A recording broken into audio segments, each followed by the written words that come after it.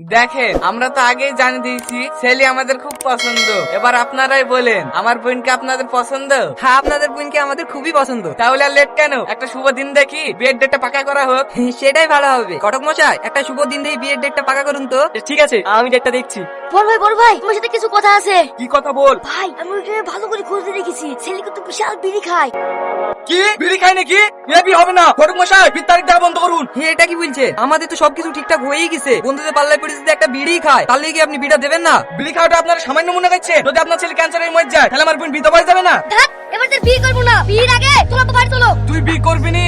আর আমি বিয়ে দিয়ালি না পাচ্ছি নাকি? বেরিয়ে আমার বাড়ি থেকে। ঠিক আছে, চলে যাচ্ছি। আমিও দেখবো তোমার বোনের বিয়ে কোন মহাপুরুষের সাথে দিচ্ছ। এই বেশি গরম দেখাস তো, তাড়াতাড়ি বেরিয়ে যা, না আমি মেরে ঘাড় ঘুরে দেবো। খুব মস্ত করেছি না, আমার আমাকে মেরে দে। এই শালা বিড়ি খাওয়ার কি বলছে? যা সুজি মেরে হাত বন্ধ করবো না। এই বাবু, এদের সাথে ঝামেলা করে পারবি নি, বাড়ি চ।